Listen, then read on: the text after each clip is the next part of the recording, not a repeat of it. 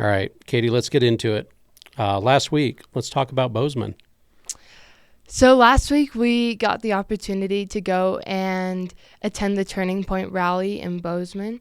Our family was planning on attending even before the Charlie Kirk assassination. It was actually kind of shocking when the assassination happened because just like 2 days before we were like all excited and had just got in tickets. And I remember I was out having lunch with some friends, and one of them was like, my brother just texted and said someone shot Charlie Kirk. And the kid who said it is a little crazy, so at first I was like, no, dude, that's not real. And then stuff kept coming up, and obviously it did turn out to be real, but we still decided to go to the event. And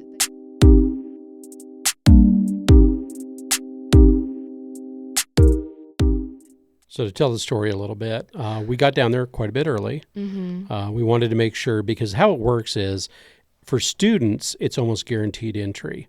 But if you're old like I am, you had to get tickets and you had to wait in a non-student line. And there was concern that they were going to run out of tickets. So we showed up early as a family. We were probably, 15th in line, maybe 20th in line? We had to have been closer than that. There were only a handful of people in front of us. A handful in front of us. So we get there, and I decided to hold the spot in the line. And they all went to get food and go to the bathrooms, Chick-fil-A. And no sooner had everybody walked off than this Fox News lady comes up. And she's like, is there a student that wants to be interviewed for Fox News? And all these people are like, no. And I'm like, Katie's not here. And I walked up to her and I said, you know what? My daughter's 18. I said, this is of huge interest to her. If you can wait 5-10 minutes, she would love to come back and do the interview with you. And she's like, okay, we're going to try and get some other role. We'll see if anybody else is interested. And I started lighting up the phone. I'm like, you have got to get Katie back over here now. Get her over here. And so she comes flying over, flagged down the Fox News lady, and she says, yeah, let's do an interview. So she pulled you aside, and I think you did a great interview. Not really in-depth, hard-hitting questions, a little bit about why you were there, stuff like that. My favorite part of the whole thing was afterwards, probably 15, 20 minutes had gone by, and she got really excited. She's like waving at us. And Katie walks over and she goes, 20 minutes, you're going to go on Fox News. And I'm like, what? So we're really excited. We're like texting all of our friends, trying to find somebody that can record it for us. And sure enough, like 20 minutes later, we're watching it on the phones, and there's Katie being interviewed on Fox News primetime. So it was pretty exciting, pretty neat. And that was the first of several interviews. You got interviewed by a local news crew. Your sister Reagan got interviewed by Turning Point. And those questions were really sweet. She asked questions like, if you could tell Erica Kirk something, what would you say? And your sister is very much right now in love with Turning Point and making a difference. She was completely fired up about it. And so when we actually got in, we got our seats, and they're starting to do questions with Vivek. She ran down the aisle. So I think she was like, first 12 people in line? I got a text, I think, because I ended up not getting to sit with the rest of my family. And so then I ended up getting a text that was like, Reagan's going to ask a question. I'm like, oh, that's awesome. I look over and see that there's a big, long line of people, and I'm like, oh, there's no way they're going to get to her. And so I'm looking for her in line, and then I realize she's like 5th in line.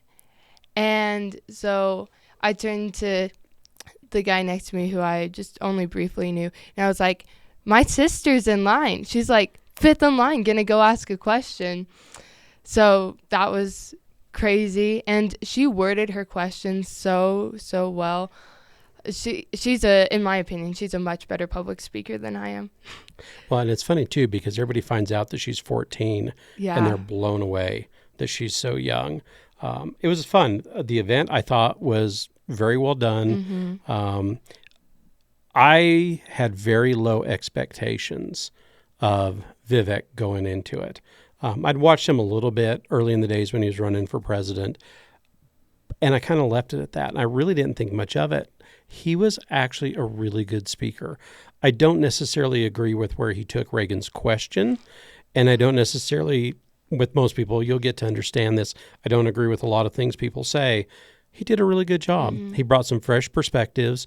He was very open, very honest, and I thought it was great. He was a very energetic speaker, and I think when you're talking with a group full of college kids, high school kids, I think that is extremely important. Governor Gianforte also spoke at the event, and I really appreciate what he had to say. One of my favorite things about hearing him speak is he brings up his faith as a Christian so much. That is absolutely the solid rock which he stands on. And like, he prayed before he spoke, he prayed when he finished speaking. So that's something I really admire. And it's also interesting that he was so open about his faith, because Vivek is Hindu. And he got grilled for it too. Yeah. I mean, I wouldn't say he got grilled for it, because he held his own, as I would expect him to. But there were, I think, 3 different people who asked him about it. And one of the kids that I spent the most time talking to, he actually, the kid was a little bit like, he was very flustered trying to ask his question. And then Vivek is like, come up on stage. And he's like got his hands in his pocket, baggy sweatshirt, like type kid. The security guys were not impressed by that action. So he comes over and is like making his way up stage, and you can just tell like the kid looked so nervous. And he's like, come up here. I'm going to give you something that I always have with me. And so like me and the kid sitting next to me are like looking at each other, and we're like, what could that be?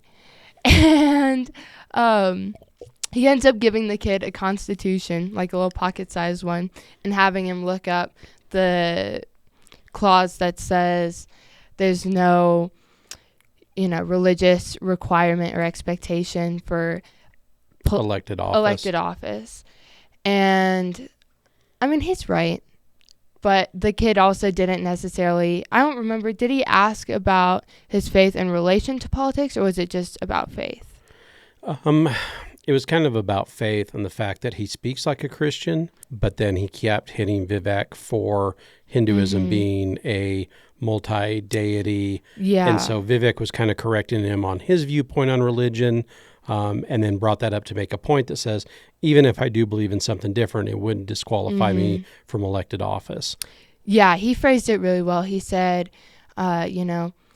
he's currently running for the governor of Ohio. So he said, I'm running to be governor, not pastor of Ohio, which is a fair point. And I definitely respect that. I was talking to Mom, and even though I am very solid Christian and would not be thrilled to have a Hindu representing me, I would much rather have a Hindu who is open about his faith than I would have someone who's, like, I guess, portraying themselves as a Christian but doesn't have a personal relationship with Jesus. Because I feel like sometimes looking at politicians, you kind of get that vibe where they're kind of playing the I'm a Christian card to gain support, but it doesn't always feel authentic. So I do appreciate him being so honest about that. We got a lot of elected officials we could throw into that bucket. Yeah, I think so. Okay, so wrap up on that event. It was good. Really enjoyed it. Happy that we went. Made for a late night, but it was well worth it. Yeah. So the other thing that we're going to talk about, and we'll get into some other stuff, is the government shutdown. So I know this is something that we've talked about at home. It's something that has come up in discussion you wanted to tackle. So talk to me about this government shutdown. Yeah, so I think it's interesting because I remember pretty vividly the shutdown that happened before this one that was in relation to getting funds to build the border wall. But then, like, when this one happened, I was following it a lot more closely. And I don't know. There's a lot going on there, so I figured it would be a good thing to talk about. I printed out a sheet that was published by the White House about the economic impacts of the government shutdown per state.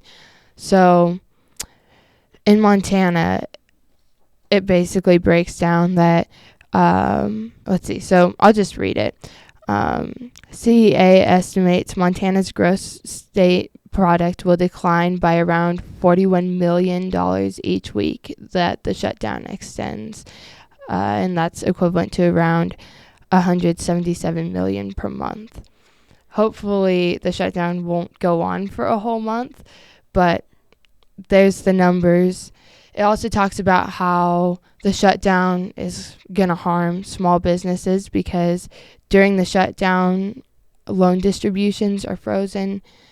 And if the shutdown continues for too long, then we're going to start running out of kind of the cushion fund that we have at the state level to handle these sort of things.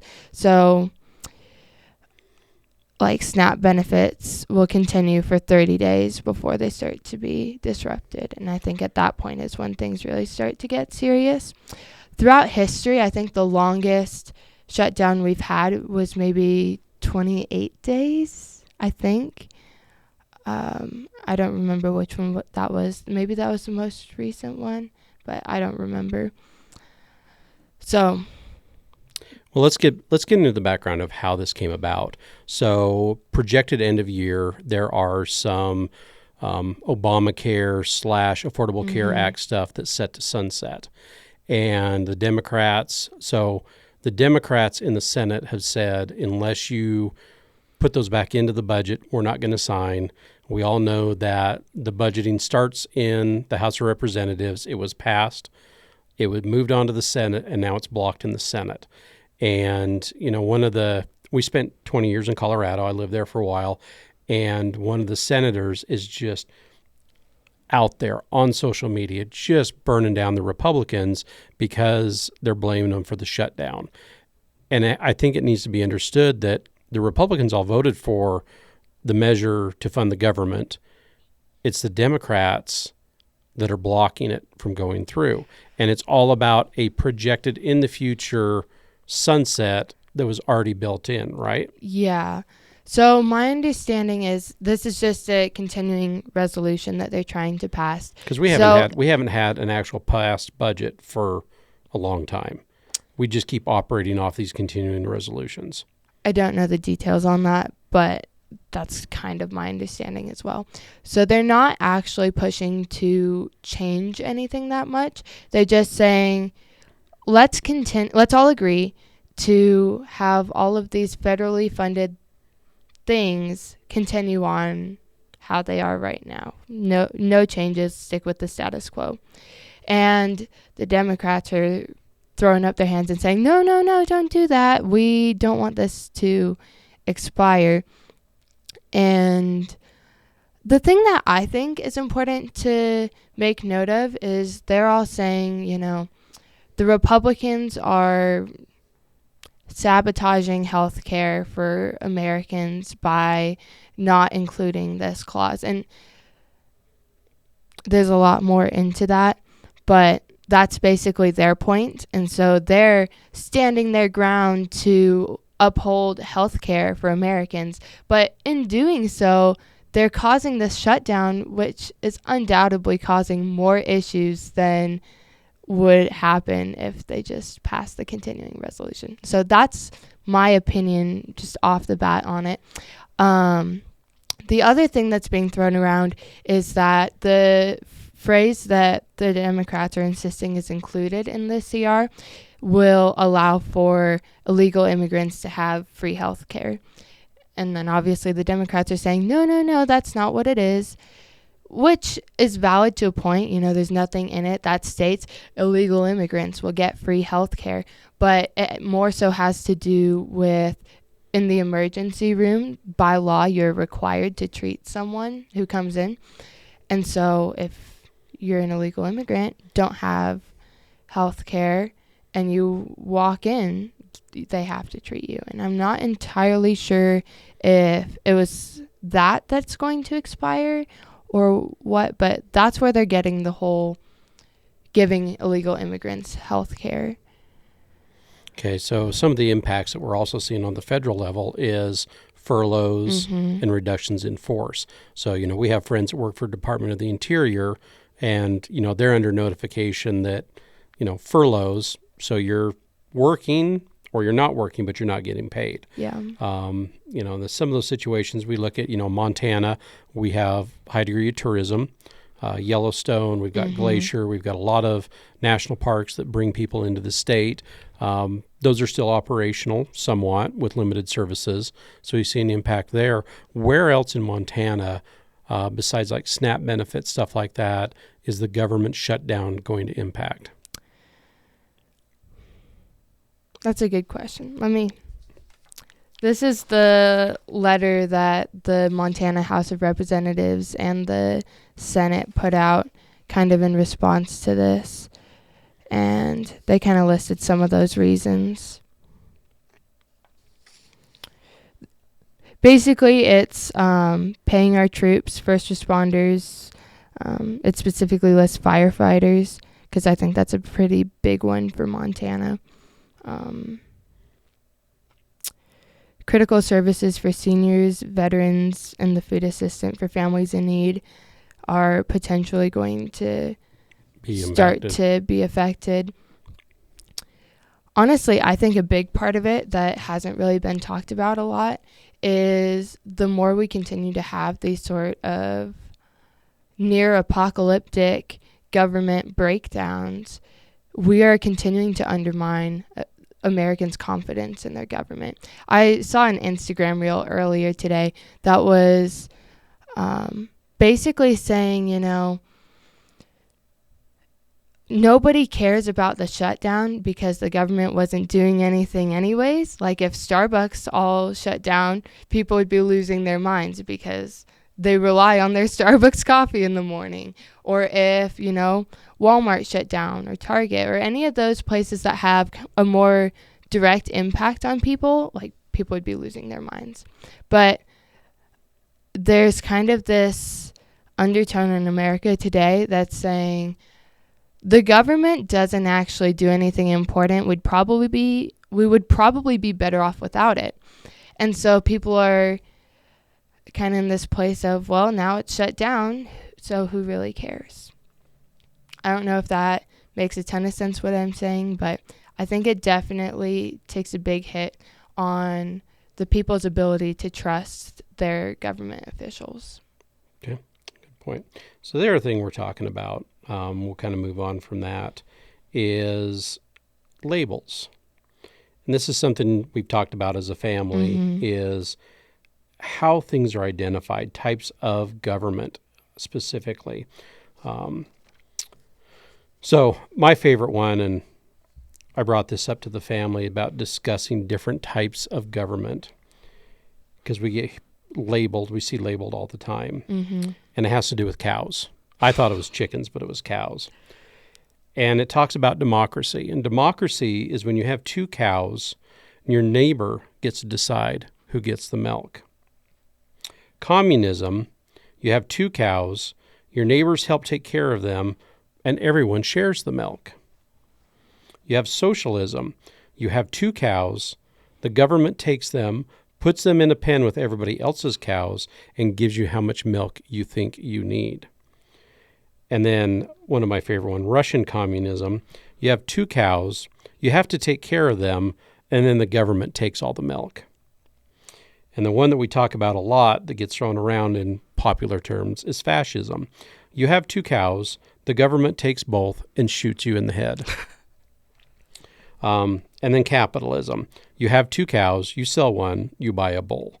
So kind of fun, kind of Montana fitting, but let's talk about the labels that people use a little bit, because I personally think right now, if you're a leftist on the far left, you're a lib, you're Antifa, you're whatever. If you're on the far right, you're being called a fascist. And those labels really don't ring true. No. If you look through history, people don't understand the definitions of the labels they use. Labels are a shortcut. They are was it Aristotle that said, is it a label or a name? I can't remember how he put it. Is the first sign of losing an argument, because it's the easy way out to try and label an opponent. It's called an ad hominem attack. Ad hominem attack. Mm-hmm. See, I know you knew that one.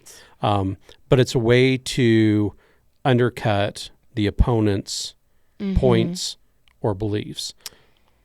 Yeah, and I feel like the way that these labels are being used right now is a little bit different than how they've been used in the past. I feel like if you go back a few years, people were calling each other racist left and right, you know? I think they that still was do. They I still think that's do. still common. But it seems like it was more of a like, oh, your point is invalid because you're racist, so why should I listen to you? Now, I feel like we've gotten to a point where the terms are being thrown around and it's, oh, you're a racist, and that is you attacking me personally. And I feel like people are taking it a lot more personally and just, throwing it on someone. I see it being used as an excuse to take physical action. You'll see this. You'll see it in Helena all the time on Reddit, right? Punch a Nazi. Physical violence being promoted against somebody for a belief. And you'll see that repeated. So then all I have to do as a person is go out and call somebody that label or that tag, and then that means violence is okay against them because of their belief. And I've seen it on Reddit. There's a Helena Reddit. And anytime there's something that's, I'm not talking about the guys on the highway that are, hanging signs off of it. I'm talking about people like in downtown Helena that'll be labeled on them, and the people will rise up and be like, we need to go beat them. We need to go punch them. Physical violence against them because of what they believe. And if you don't support that narrative of physical violence against somebody, then you must be one too. Yeah, I see that for sure. I think we kind of see that with everything that happened. Going back to talking about Charlie Kirk, there were several people I saw social media posts or heard about people making posts on social media that was like, well, we're supposed to kill the Nazis, right? Which obviously Charlie Kirk, based on historical terms, was far from being a Nazi. And I think the term right now that is most easily equivocated is fascism. It's right now one of my favorite little trains of thought to just ponder on. And it's hard. And there's actually quotes from people historically being like, you know what, fascism is actually really hard to define. There's no good answer for what it actually is. Because when you look back in history, the original fascism, Italian fascism, Mussolini, all that, plays out in a lot of different ways than German fascism, Nazi fascism does. And so it's kind of just this ever-evolving title you can put to something bad that you don't like politically. Well, we see the same thing with communism, right? Mm-hmm. There's communism as a political science definition. Then there's Soviet communism. There's Cuban communism. There's Venezuelan communism, right? So there's all these different flavors of the same type, but none of them accurately portray that political science definition. And I think a term that is so widely mutable is easy to throw on somebody because there's no way to defend it. And I think, we talked about this a lot at home, is as you approach either end of the spectrum, either left or right, the farther you get from center, the more radical it is. Yeah. And I've always said this for years, it forms a loop, right? The farther you go to the right, if you go all the way to the right, you end up on the left. Yeah. I said this earlier today, and I don't remember which arcade game it is, but this is how I view politics in relation to different political systems. Is the game where it's this, and then you have like the spikes on the bottom and the spikes on the top and the little round bird. You like click the button to make it fly through, and you don't want to hit the spikes on either side. That's how I imagine government is. If you go too far up, then you're bad. If you go too far in this direction, then you're communist. If you go too far this direction, then you're fascist, you know? But I like your loop idea because there's always similarities between those two. It's not a stark black and white type of thing, which brings me to like back to fascism, because again, it's one of my new favorite things to think about, because no one actually seems to know what it means. I actually was talking with Mom, and she's like, so what does it even mean? And so I did a little digging, and the word fascism is derived from the Latin word for a bundle of sticks. So it's this whole idea that one twig can be easily broken, but a whole bundle of logs is pretty invincible, right? It's the whole we're stronger together idea, which sounds good, right? The issue is that's, a little bit too utopian to actually play out well in real life. So then you get, well, some sticks are bigger than others, and so they contribute more, which is how you end up with this almost mandated, manufactured capitalism, where the government is determining who is the most able, which often historically plays out as Correct. Race, gender. Like, I'm talking about the categories that are typically used to determine who is this most worthy, most able, the biggest six. It's typically things like race, gender, trying to think of a few others, religion. That was the whole thing with the Jews. And so they use that, and then the state is like, no, you are the ones that we actually want in charge. So read your cow summary of fascism again for me. Fascism? Yeah. It was the government takes your two cows and then shoots you. Exactly. And I think that goes back to one of the keys in what I was looking at on fascism is it's ultranationalist, but it also is a waterfall effect as to other leadership. So there's a highly selective process about elected leaders. So the absence of free elections would be a good one. So if you look at a ultranationalist country that doesn't have free elections, that fits that fascist, almost that hand-picked. And we see that in Venezuela. And I know Venezuela, is it fascist, is it communist? Like, there can't be an opposition party. An opposition party comes up, has support of the people, automatically that person is, terrorized, kidnapped, killed, whatever. And I think that is the part that sets kind of what we've looked at as fascists apart. America has always prided itself on free elections. Mm-hmm. And I think that's something that we have to go back to is you can throw that label around, but I think one of the keys to your definition is that election process. Yeah. I think another thing that's really vital to note is this is not a left versus right kind of thing. Both sides of the aisle use these sort of buzzword terms to attack the other. I've heard Trump call people fascists. I've heard the left in general. I can't think of a specific person, but I'm sure we've all heard the left call the people on the right fascist, racist, homophobes, Or go to YouTube and look up any conservative commentator and look at the comments down below. Exactly. Well, but my point is both sides do it. And this isn't a new thing. Ronald Reagan said if fascism ever comes to America, it will come in the name of liberalism, which I think is a really good thing to ponder on.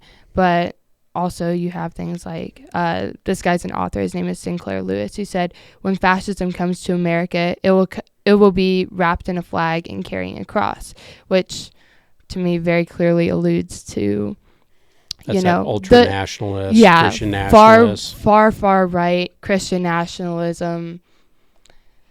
So I think fascism is a really, safe term to need to define since both sides are using it, and most of the time it's not even that accurate.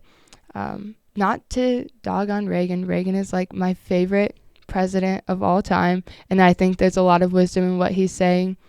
But in today's standards, I mentioned this earlier, it's very equivocal. People are saying that if you are even the slightest bit racist, then you're a fascist. Because like I said, that was part of the fascist regime, was racial discrimination. And if you, let's say, uphold traditional family values, well, you're a fascist for that. Sorry, why is that fascist? Oh, because the fascists valued that. Just because the party or the movement valued something doesn't automatically make it bad. Like you said, it's this whole like circle. And if you go too far to one side, it's super bad. Too far to the other, it's really bad. And I think both in historically fascist Italy and Germany, they were at that too far to one side point already. But and it's hard too, because we have this thing called marketing, right? Mm-hmm. And terms are sometimes marketed in a way that is not true to their original meaning or their original intent. And we have to remember that as we look through history, we're looking at it through a lens. And so what was pushed or marketed throughout history doesn't necessarily fit the definitions or the time period that we're in now. So that bias and that viewpoint, that paradigm, has to be identified, that you're looking at it through change.